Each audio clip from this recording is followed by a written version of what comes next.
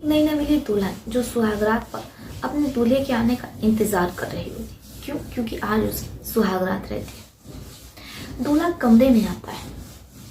जैसे दुल्हन दूल्हे को देखती है तो वो उससे पूछती है, आज आपने किस रंग की चड्डी पहनी? जैसे दूल्हा ये सुनता है तो घबरा जाता है। दुल्हन दोबारा कहती है, आज आपने चड्डी नहीं पहनी है ना? मुझे दिखाइए। अब दूल्हा जो दिखाने से चड्डी साफ मना कर देता है। दुल्हन जो काफी ज्यादा तैश में आ जाती, गुस्सा आ जाती, क्योंकि दूल्हे ने दिखाने से साफ मना कर दिया था। दूल्हा दुल्हन को समझाता है कि आप किस तरीके की बात कर रही हैं, मुझे कुछ समझ में नहीं आ रहा है। लेकिन दुल्हन जिद पर अड़ी रहने वाली दुल्हन रहती, वो सुहागरात मनाने से साफ इनकार कर देती है और अपने पति सुरेश से तलाक मांग रही होती है। दूल्हे को कुछ समझ में नहीं आता है। वो दुल्हन को बहुत समझाता है कि वो इस तरीके की जो अश्लील बातें कर रही ना करे, लेकिन दुल्हन जो जिद पर अड़ी रहती है, वो बार बार दूल्हे से पूछ रही होती है कि आज आपने कौन सी रंग की पहनी है? आपने लगता है नहीं पहनी है। मुझे दिखाइए। अब दूल्हा हैरान परेशान, वो करे तो क्या करे। दूल्हा और दुल्हन में काफी ज्यादा बहस होने लगती है और बहस इतनी ज्यादा बढ़ जाती है कि परिवार के बाकी लोगों को आना होता है। रिश्तेदार जो दुल्हन के कमरे में होते हैं, आस पड़ोस वाले भी दुल्हन के कमरे में होते हैं। अब किसी को कुछ समझ में नहीं आता है। दुल्हन जो जिद पर अड़ी रहती है, अब जैसे वो अपने ससुर को, अपने जेठ को, देवर को देखती है तो उनसे भी पूछ देती है, आप लोगों ने किस कलर की चड्डी पहनी? लगता है आज आप लोगों ने चड्डी नहीं पहनी है। जब तक वो ये नहीं देख लेती कि किसने कौन सी रंग की पहनी भी है या नहीं पहनी है, तभी वो सुहागरात मनाएगी, वरना वो तलाक ले लेगी। लेकिन सरिता जो अपने ससुराल वालों की एक नहीं सुनती है और तलाक की जिद पर अड़ जाती है।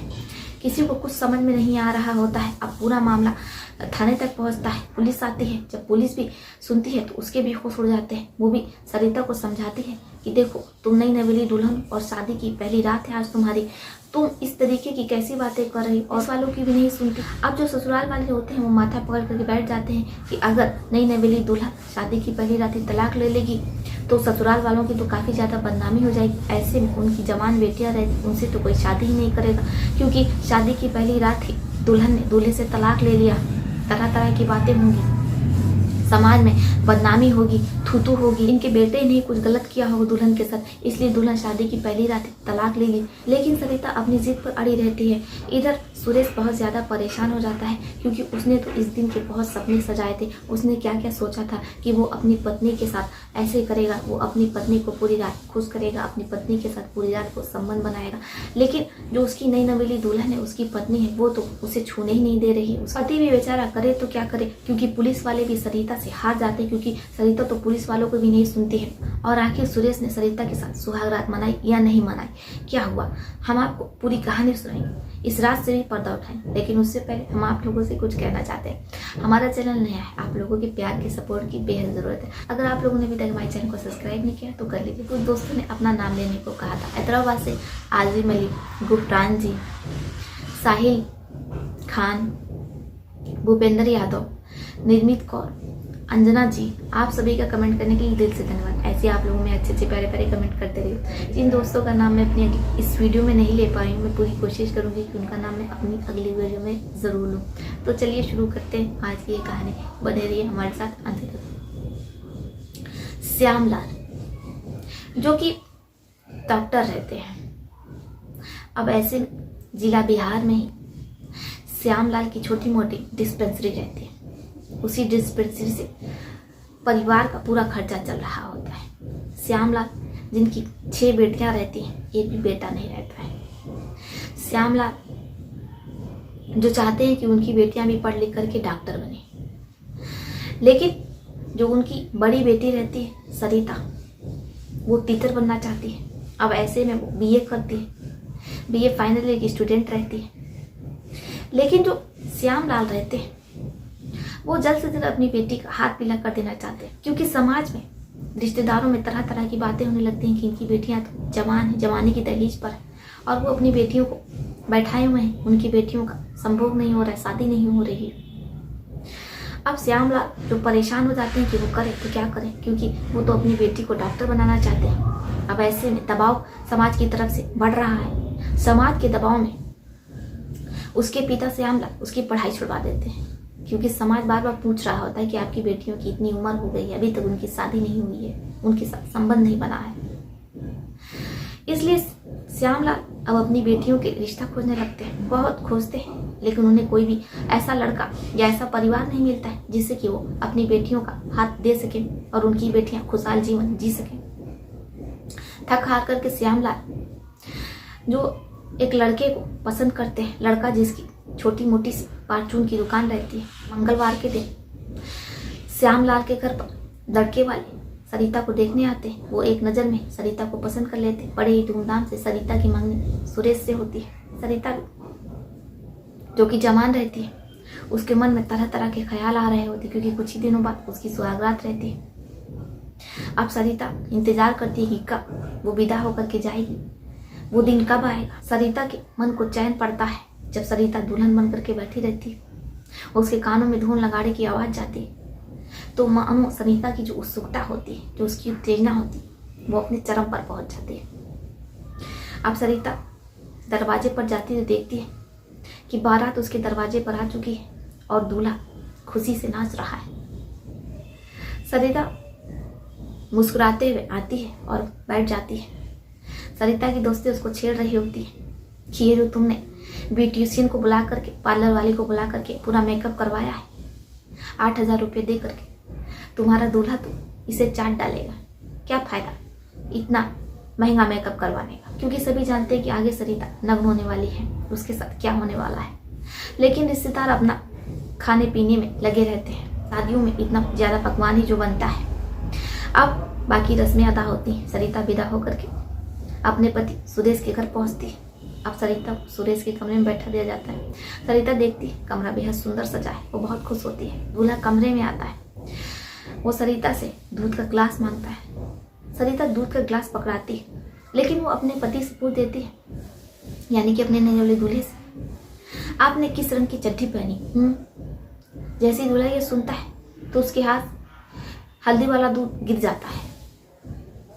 सरिता अपने पति से दोबारा पूछती है, लगता है आज आपने चड्डी नहीं पहनी, इसीलिए आपसे ये दूध वाला ग्लास गिर गया। अब पति और ज्यादा घबरा जाता है कि आखिर ये नई हुई दुल्हन किस तरीके की बातें कर रही। दुल्हन कहती है, लगता है आज आपने नहीं पहनी, इसीलिए आप मुझे नहीं दिखा रहे। अब दूल्हा जो अपना पैजामा पकड़ता है और कमरे से बाहर निकलने लगता है। दुल्हन उसके पीछे पीछे भागती है, लेकिन दूल्हा अपनी चड्डी का रंग दिखाने से साफ मना कर देता है। अब दुल्हन जो काफ़ी ज़्यादा तेज में आ जाती, गुस्सा आ जाती, वो दूल्हे को बार बार दिखाने के लिए कहती है। अब दूल्हा बार बार मना कर रहा होता है, क्योंकि उसे ये सब कुछ बहुत अजीब लग रहा होता है कि आखिर उसकी पत्नी इस तरीके की अश्लील बातें कैसे कर रही है। लेकिन इसके बावजूद भी दूल्हा अपनी दुल्हन को समझाता है कि आप इस तरीके की बातें ना कीजिए, आप अब हमारी पत्नी हैं, आप ससुराल में हैं, अब आप किसी के घर की बहू बन गई हैं, हमारी धर्म पत्नी है। आप ये किस तरीके की गंदी बातें कर रहे हैं, आप पर ये शोभा नहीं दे रहा है। लेकिन दुल्हन जो जिद पर अड़ी रहती है।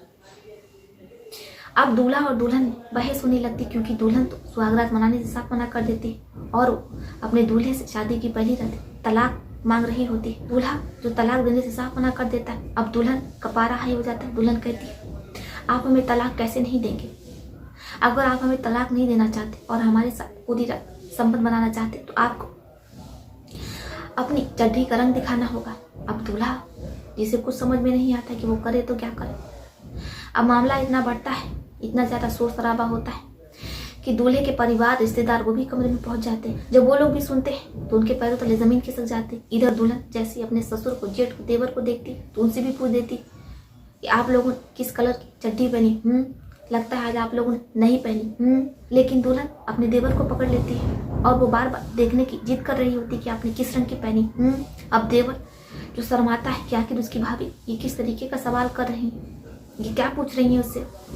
लेकिन दुल्हन जिद पर अड़ी रहती है। अब परिवार को कुछ समझ में नहीं आता है कि वो करे तो क्या करे। अब दुल्हन जो अपनी जिद पर अड़ी रहती है, वो तलाक मांग रही होती और अपने पति सुरेश को तो छूने से साफ मना कर देती। अब पति हैरान परेशान कि उसने तो इस रात का इतना सपना देखा था, क्या क्या उसने ख्वाब सजाए थे, आखिर दूल्हा करे तो क्या करे। दूल्हा सर पकड़ करके बैठ जाता है। दुल्हन जो जिद पर अड़ी रहती है। अब आस पड़ोस वाले मामला बढ़ता देखते हैं तो पुलिस को फोन कर देते हैं। पुलिस आती है जब वो भी पूरा मामला सुनती है तो उसके बेहोश उड़ जाते हैं, पैर तले जमीन खिसक जाती है। वो भी दुल्हन को समझाने का बहुत प्रयास करती है, लेकिन दुल्हन जो जिद पर अड़ी रहती है, वो पुलिस वालों को भी नहीं छोड़ती और पुलिस वालों से पूछ देती है, लगता है आज आप लोगों ने नहीं पहनी है। अब तो पुलिस वाले ये सुनते तो वो सीधे सरिता को थाने ले आते हैं और उसे जेल में बंद कर देते हैं, क्योंकि पुलिस वालों से अभद्रता कर रही थी सरिता।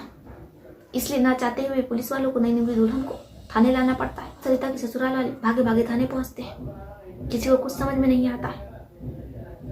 अब जो दरोगा साहब रहते हैं वो भी अपने स्टाइल में सरिता से पूछते हैं, ये जो तुमने अपने साड़ी के नीचे लाल वाली पहनी है, लगता है इसीलिए तुम्हारा दिमाग बौरा गया, इसलिए तुम ये सब हरकतें कर रही हो। जो ससुराल वाले रहते हैं उनकी बहुत ज्यादा बदनामी हो जाती है। सुरेश ना चाहते हुए भी अपनी नई नवेली दुल्हन को तलाक दे देता है। पुलिस वाले जब सरिता का मोबाइल चेक करते हैं तो उनको यकीन ही नहीं आता है, क्योंकि सरिता इंस्टाग्राम इन्फ्लुएंसर रहती है। वो इंस्टाग्राम पर रील बनाती है और आजकल ऐसी वो एक वायरल आंटी जिनकी फैन हो जाती है और वो खुद को उस आंटी के अंदर इतना ज़्यादा समा लेती है कि वो ऐसी हरकतें करने लगती है। वो खुद को वो आंटी समझती है। इसलिए जब उसकी शादी होती है तो वो ससुराल पहुंचती है, अपने पति से भी वो इसी तरीके की बातें कर रही होती है, क्योंकि वो खुद को उस आंटी का बहुत बड़ा फैन मानती है। वो इतनी बड़ी फैन होती है कि खुद को वो वही समझने लगती है। अब ऐसे में जब उसकी शादी होती है, चूँकि वो इंस्टाग्राम पर ऐसी रील बना रही होती है, उनकी ही वीडियो पर वो रील बनाती है जो वायरल आंटी है, इसलिए वो वायरल आंटी सरिता के दिमाग में इस कदर बस जाती है कि सरिता उन्हें अपने दिमाग से निकाल नहीं पाती। अब सरिता जो 2 दिन तक जेल में रहती है, पुलिस वालों को ये समझ में नहीं आता है कि आखिर वो सरिता पर किस धाराओं के अंतर्गत मुकदमा दर्ज करे, इसलिए वो सरिता को छोड़ देते हैं। अब सरिता अपने घर वापस लौट आती है और इसके बाद वो वही वायरल आंटी की रील पर वीडियोज बनाने लगती है। सरिता को इस बात का कोई भी अफसोस नहीं रहता है कि उसकी शादी हुई और शादी की पहली रात ही उसका तलाक हो गया, क्योंकि वो उस वायरल आंटी की बहुत बड़ी फैन रहती है और ऐसे में वो खुद को उस आंटी के अंदर इतना ज़्यादा रचा बसा लेती है कि वो उनकी आत्मा बन जाती है। बाकी इस कहानी पर आपका क्या सोचना है? क्या सरिता को ऐसा करना चाहिए था, या जो सरिता के ससुराल वालों ने सरिता के साथ किया, या जो सरिता के पति सुरेश ने किया उसे तलाक देकर, क्या एक पति को ऐसा करना चाहिए? पत्नी तो आखिर पत्नी होती, चाहे वो कैसी भी क्यों ना हो। आप लोग का इस पर क्या सोचना है? आप लोग अपनी राय कमेंट बॉक्स में लिख सकते हैं। और साथ ही कमेंट बॉक्स में आप लोग ये भी बताइएगा कि हमारा वीडियो देखते हुए आप लोगों ने किस कलर की चड्डी पहनी है। आप लोग हमारा वीडियो देखते हुए चड्डी पहने भी या नहीं पहने, कमेंट बॉक्स में लिखिएगा जरूर।